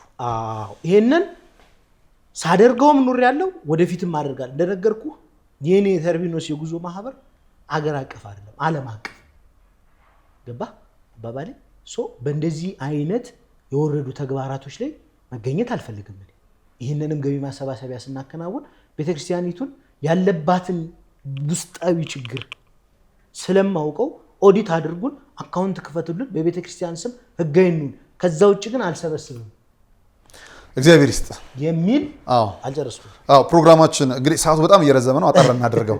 ከአንድ ሰዓት በላይ ተሻግረናልና መልካም እና ምንድነው በዚህ አጋጣሚ በዚህ ምክንያት ተሰብስቧል ብሩ። አሁንም አይለ ልማት አይውልም፣ አንፈልግም፣ ገንዘቡን ስጡን ከተባለ ፈቃደኛ ነኝ። የተጠየቅኩት ሊን ስለሆነ ይሄን ለመናገር ነው። ከዚህ ውጪ በጣም በዚህ ፕሮግራም የሚሆን በምንም ብዙ ሰዎች ተቀየመውኛል። እኔ በነገራችን ላይ አንዳንዴ ለእውነት ስትቆም የሚቀየሙ ሰዎች ይኖራሉ፣ ለውሸትም ስትቆም የሚቀየም ሰው ይኖራል። በዚህ ፕሮግራም ሳይሆን በዚህ ጉዳይ ላይ በዚህ ፕሮግራም ሳይሆን በዚህ ጉዳይ ላይ ማለት ነው። እኔ ከየትኛውም የጉዞ ማህበር ጋር የግል ጸብ የለኝም። ከየትኛውም የጉዞ ማህበር ጋር ምናልባት እንደ አሰራር ተሽዬ ለመገኘት የምሰራቸው ስራዎች ሊኖሩ ይችላሉ። ህዝብን በአግባቡ አገልግዬ በአግባቡ ደርሶ እንዲመለስ ፍላጎት ሊኖረኝ ይችላል። ለምወስደው ህዝብ በዚህ የተሻለ ነው ብሎ ስላመነ ህዝብ ወደ እኔ መጥቷል። ግን በዚህ መሃል ያስቀየምኳችሁ ሰዎች አላችሁ። እጅግ በጣም ልባዊ ይቅርታ ለመጠየቅ ወዳለሁ። እኔ ንጹህ ሰው ሆኜ አይደለም፣ ወደፊትም ከማንኛውም ወንድሜ ጋር ተናበን ተዋደን ተፋቅረን ቤተክርስቲያንን እናገልግል። ምእመኑ ይምጣ፣ ለምእመኑ ተስፋ እንሁን። ጅብ በቀደደው ነው ምን በቀደደው ምን ይገባል ነው የሚባለውና የሰራቸውን ኢንተርቪዎች እያየኋቸው ነበርና አንዳንዴ የሚሰሩ ሌሎች ደግሞ ፕሮግራሞች አሉ ፍጹም ቦታውን የማይመጥኑ። በዚህ ጉዳይ ደግሞ በደንብ ወደፊት እንመጣበታለን። እጅግ በጣም ለማመን ለማየት ለመስማት የሚከብድ ቦታ ነው ያ ቦታ። የሰማይቱ የቅዱስ ጊዮርጊስ ገናናነት የሚታይበት ቦታ ነው። ሌላው ነጋሽዬ ምንድነው እንግዲህ እልክልሃለሁ፣ ድምጹንም ቪዲዮውን እልክልሃለሁ። እዛ ልጆች አሉ ቤተክርስቲያኑን እየሰሩ ያሉ ልጆች የኔ ልጆች ናቸው። ቤተክርስቲያኑን የሚገነቡት አሁን የመጨረሻውን ኦልሞስት ይሄ ቤተክርስቲያን ከተጀመረ 78 ዓመት ሆኖታል። በዚህ ቤተክርስቲያን ምክንያት አካውንቱ ታግዷል። ግለሰቡ ሚሊየንስ ገንዘብ ተከፍሎት ቤተክርስቲያኑ ማለቅ አልቻለም። አሁንም የቤተ ክርስቲያን እንዲሰራ አይፈለግም። በዚህ የሞትና የህይወት ጉዳይ ውስጥ ሆነው እየሰሩ ያሉ ልጆች የኔ ልጆች ናቸው። ተርቢኖስ የጉዞ ማህበር እዛ ላሉ ሰራተኞች የቀን ወጪያቸውን ችሎ በፍጥነት ቤተክርስቲያኑ እንዲጠናቀቅ እያደረጉ ነው ያሉት። ግን በበፊተኛው ፕሮግራም ያልተናገርኩት ቤተክርስቲያኑ እንዲሰራ የማይፈልጉ አካላቶች አሉ። 101% የምነግር ነገር። ለምንድን ነው የማይፈልጉት? ለምንድን ነው የማይፈልጉት? ጥቅም። ሰውየው 11 ሚሊዮን ብር ጠይቋል። ኮንትራክተሩ አዲስ አበባ ነው? እዛ ነው የሚኖረው? እዛው ነው የሚኖረው። በርሚል አይደለም፣ ወደ ጎንደር ነው የሚኖረው። ከተማ ላይ ነው የሚኖረው። ረጅም ጊዜ በርሚል ላይ ኑሯል። 11 ሚሊዮን ብር ቤተክርስቲያኒቱ ለፊኒሽንግ ጠይቋል። በስንት ሚሊዮን ብር ፊኒሽንግ እንደተሰራ ደግሞ ቤተክርስቲያኑ እንዳለቀ ሰኔ 20 ድረስ ይጠናቀቃል። የፕሮግራም ነገ ዛሬ ከተለቀቀ እንግዲህ 6 ነው የሚሆነው ዛሬ። ከኮንትራክተሩ ነጥላችሁ ነው እናንተ እያሰራችሁ ያላችሁት? በነገራችን ላይ በበረከት ስራ ነው ልጁ ተፈራርሞ የሚሰራው። ልጁ? አዎ። እናንተ ወጪውን ትችላላችሁ፣ እሱ በነፃ ይሰራል። እኛ ምንድነው የምናደርገው? እዛ ለሚሰሩ ልጆች ሲዋዋል በነፃ ነው ያለው። በነፃ ነው፣ ግን እናንተ ከኋላ ደግሞ ተከፍሉታላችሁ። እኛ ምን ከፍለው ለማን ነው? ለሰራተኞች። ግን ከቤተክርስቲያኑ ጋር በነፃ ብሎ ተዋውሏል። በነፃ ተባብሏል። እንዲታወቅ አልፈለጋችሁም እናንተ መክፈላችሁ? አዎ። አሁን ግን ታውቋል። አሁን ኦልሬዲ። ስለዚህ ቤተክርስቲያኑ እያሰራችሁ ያላችሁት እናንተ ናችሁ በእቡ። አዎ። መልካም። ይሄ ልብን የሚያሞቅ ነገር ነው። እግዚአብሔር ብድራታችሁን ይክፈላችሁ። አይ ስለሰማው ነው የሰማሁትን ነው። አዎ። በዚህ ልክ ለምን መሰለ ነጋሽዬ፣ እንዲወራ አልፈልግም ይሄ ነገር፣ ግን በጣም አንድ ልብ የሚነካ ቴክስት ድምጽ ተልኮልኝ። ምንድን ነው ቴክስቱ? በጸሎት አስቡን፣ በሞትና በህይወት መካከል ውስጥ ነው ያለነው። ቤተክርስቲያኑን የሚሰሩ ልጆች ይሄ ለምን አሳዳጊዎች ናቸው። በመላው ዓለም የሚገኘው ህዝበ ክርስቲያን በጸሎት አግዙን። እንዲሰራ ከማይፈልጉ አካላት ችግር ሊፈጥሩባቸው ይችላል 100% ብለው ነው የሚያስቡት እነሱ። ስጋት ላይ ነው ያሉት። ምክንያቱም በግልም ለኔም ከፍተኛ ዛቻ ስለደረሰብኝ። ገብቷል አባባሌ? ቤተክርስቲያኑ እንዲሰራ የሚፈልገው አካል በዚህ በኩል አፈሙዝ ደቅኗል፣ እንዳይሰራ የሚፈልገው አካል በዛ በኩል አፈሙዝ ደቅኗል። በመሃል የኛ የተርቢኖስ አባላቶች ቤተክርስቲያኒቱን እየሰሩ ነው የሚገኙት። በጸሎት አስቡን ብለዋል። እንግዲህ እኔ በሰላም እንዲወጡልኝ በመላው ዓለም የምትገኙ ህዝበ ክርስቲያን እነዚህ ልጆች አስቧቸው። ከተቻለ እስከ ሰኔ 20 ቤተክርስቲያኑ ተጠናቆ ሐምሌ 7 ይመረቃል። እስቲ ቪዲዮን አይተን እንመለስ። የልጆቹን ድምጽና ቪዲዮን አይተን እንመለስ። ክቡራን ተመልካቾቻችን፣ መጀመሪያ ሀብታሙ ቁምላቸው ባላለሁኝ የተርቢኖስ ዋና ስራ አስተባባሪ ነኝ።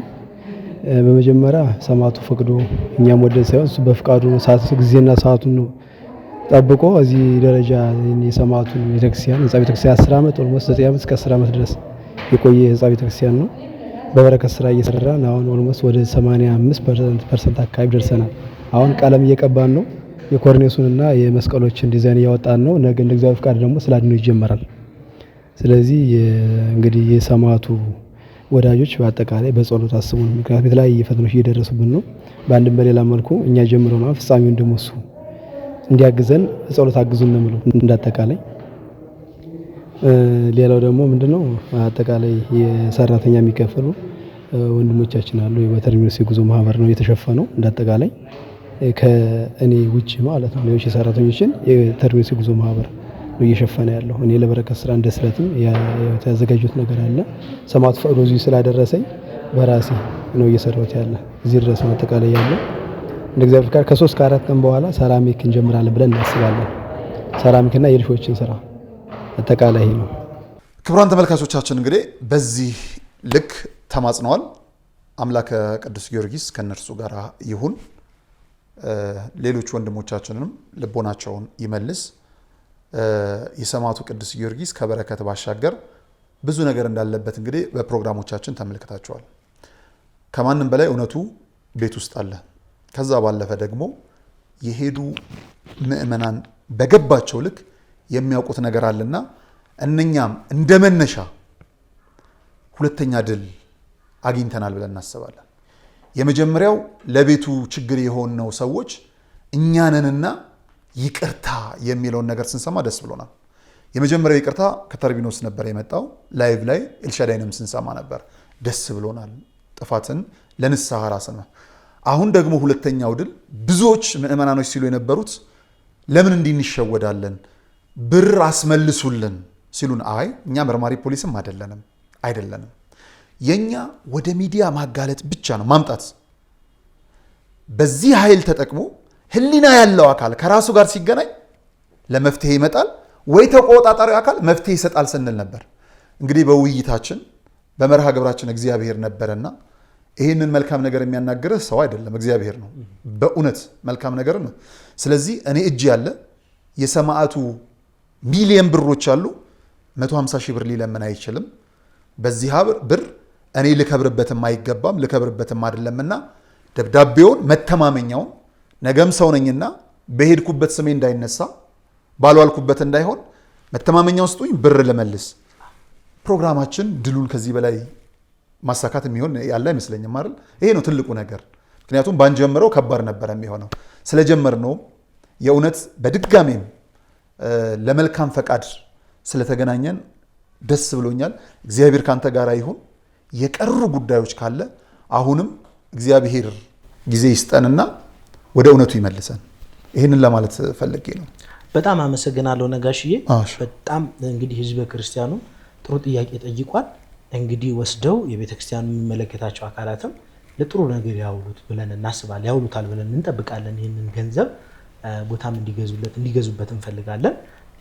እኔ እንደ ግለሰብ ከዚህ ነገር ግን ራሴን ማግለል እፈልጋለሁ። ቶሎ ብሎ ደብዳቤው ይለቅልኝ፣ ቶሎ ብሎ ይሄን ነገር ያሳውቁኝ።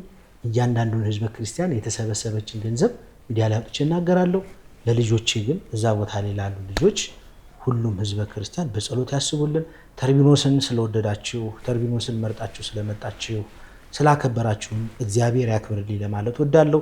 ዛሬም ይሄ ፍቅራችሁ እስከ ወደፊቱ እንዳይለየኝ ተማጽኔን አበረክታለሁ። በመላው ዓለም የምትገኙ ህዝበ ክርስቲያን እስካሁን ድረስ የሰራናቸው ስህተቶች ከቤተ ክርስቲያን የሚያርቁን ሳይሆኑ ወደ ቤተ ክርስቲያን የሚያቀርቡን መሆናቸው ነው እና ሁላችንም በንስሐ ልብ ታጥበን ቅዱስ ጊዮርጊስ ቤቱን የምናጸዳበት፣ ሁላችንም ደግሞ በአንድነት ተሰብስበን አንድነትን አውጀን የሰማይቱን ቤት አጽድተን።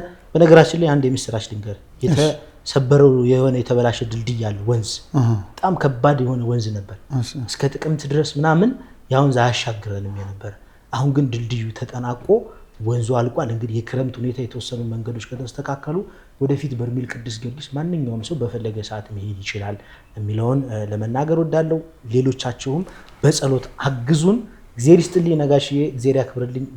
በጣም እጅግ አድርጌ አመሰግናለሁ። እንዳትፈራ፣ ለእውነት ቁመሃል፣ እንዳትፈራ ምንም ነገር። ከዚህ በላይ ብዙ ነገሮች ይመጣሉ። እስከ ሞት ድረስ ደግሞ ራስን አሳልፈ ለመስጠት አዘጋጅ ራስን። ይሄ ነው እውነት ማለት። በጣም አመሰግናለሁ ስለጋበዝከኝ፣ እንግዳም ስላደረከኝ ቴንኪው ነጋሽ። ከልብ አመሰግናለሁ። የአባቶቻችን ልጆች ነን ስንል ሰማዕትነትን እየተማርነው ከሰማዕቱም ጭምር ስለሆንን የሚጠብቀን አይተኛም። እነሱ ጋር ካለው ይልቅ እኛ ጋር ያለው ይበልጣልና በገዳም ያሉ እናት አባቶቻችን ጸሎት ይሄ ነው አቅሙና ምንም ጥርጥር የለውም። ለቤቱ እንሄዳለን። ሰላም እግዚአብሔር ከሁላችን ጋር ይሁን። ክቡራን ተመልካቾቻችን ሚሊየን ብሮች በባንክ አካውንቱ ቁጭ ብሎ 150 ሺህ ብር የቸገረው ሰማዕቱ ቅዱስ ጊዮርጊስ የአባይን ልጅ ውሃ ጠማው እንደሚሉት ነው። እዛ ጋር ብር ተቀምጦ ብር ይቸግረዋል። በቀጣይ የማሳያችሁ ቪዲዮ ደግሞ ብር ሳይኖራቸው ልብ ያላቸው የገጠር አማኞች ከተፈጥሮ ጋር ይጣላሉ። ለምን መሸብን ብለው። ለምን መሸብን የሚሉት ለምንድን ነው? በብርሃን ቤተ ክርስቲያኑን ሰርቶ ለመጨረስ። የት ነው? ኧረ ተው፣ እሱማ ገና ብዙ ነገር ነው ያለው። ሁለተኛ ቪዲዮ በጣም በሚገርም መልኩ እንድታየው ስለፈለግኩ ነው። ጣጃ አቦ አቡዬ ገብረ መንፈስ ቅዱስ ይባላል። ላሊበላ እወስድሃለሁ፣ ታየዋለህ። ቃል ገብቶልኛል። መቄት ወረዳ ነው። ክቡራን ተመልካቾቻችን ጣጃ አቦ አቡዬ ገብረ መንፈስ ቅዱስ የሥራ ዋጋቸውን ደሞ እስከ ቤተ ክርስቲያን አይጠይቁ። ምሳ አርሶ አደሩ ከቤቱ ጠቅሶ ይመጣል። እርሻ ኖር አልኖር አይመለከታቸውም። እርሻቸውን ትተው የአቡዬ ቤት ይለቅልን ይላሉ። ምን ያህል ፍቅር እንደሆነ ልነግራችሁ። ጽላቱ እንደምትመለከቱት እጅግ በሚያሳዝን ሁኔታ ውስጥ ነው ያለው። ጥቂት ብቻ ካገዛችሁን ክቡራን ተመልካቾቻችን በሚቀጥለው ዓመት የጣጃ አቦ አቡዬ ገብረ መንፈስ ቅዱስን ህንፃ ቤተክርስቲያን አስመርቀን ጽላቱን በአዲሱ ህንፃ ቤተክርስቲያን ውስጥ እናሳያችኋለን።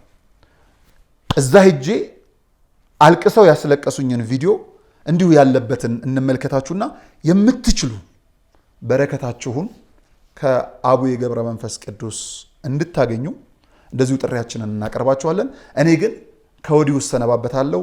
ሶል እግዚአብሔር ካንተ ጋር ይሁን። መልካም ጊዜ።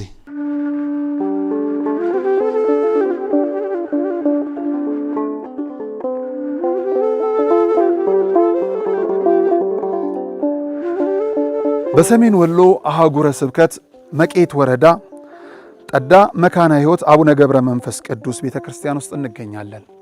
አሁን የወጣሁት በገጠር ከምትገኝ አንድ በጣም ከምታሳዝን ልብን ከምትበላ ቤተክርስቲያን ውስጥ ነው። በጣም ታሪካዊ እንደሆነ የሚነገርላት ይህ ቤተክርስቲያን ጣራዋ ያፈሳል፣ ዝናብ ያስገባል፣ ፀሐይም ይፈራረቃል። አባቶች ለሰዓታት ሲቆሙ፣ ለማህሌቱ ሲቆሙ፣ ቅዳሴውንም ሲገቡ ለእግራቸው መረጋጫ ምንጣፍ እንኳን የላቸውም። ሥርዓተ ቅዳሴ የሚመራበት ልብሰ ተክህኖ በዚህ ቤተ ክርስቲያን ብርቅ ነው። ምእመናን ጸበል የሚቀምሱበት ምንም ነገር የላቸውም። ካህናት ከቅዳሴ በኋላ አፋቸውን የሚያደፉበት ደጀ ሰላም አይታሰብም። ምእመናን ንግስ ለማንገስ እንኳን ቆመው የቃል ኪዳኑን ታቦት የሚያዞሩበት ምቹ ስፍራም የለም። በአጠቃላይ እግዚአብሔርና መንፈስ ቅዱስ በዚህ ስፍራ አሉ። ነገር ግን የሰው ልጆች የሚገለገሉበት እግዚአብሔር የሚመሰገንበት ምቹ ሁኔታ የሌለበት ደብር ነው። ለምን ካላችሁ እንዲህ እንደምትመለከቱት ሰፋ ሰፋ ባሉ እንጨቶች የተገረገደ በረት እንጂ የቅድስት ቤተ ክርስቲያን ይዘት የሌለው አራት ማዕዘን የሆነ ህንፃ ብቻ ነው። በሩ እንደምትመለከቱት ቆርቆሮ ነው። ዙሪያው በአፈር የተከበበ፣ መጽሐፍቶቹ ባይጥ የተበሉ፣ ማንም ማስታወሻ የሌለው ታላቅ ቅርስ ነውና እባካችሁ ክርስቲያኖች፣ እባካችሁ የተዋህዶ ልጆች፣ እባካችሁ ኢትዮጵያውያኖች፣ እባካችሁ ደጋግ ወገኖቻችን ለዚህ ቤተ ክርስቲያን እዚህ ላሉ አገልጋይ ካህናቶቻችን እንድረስላቸው።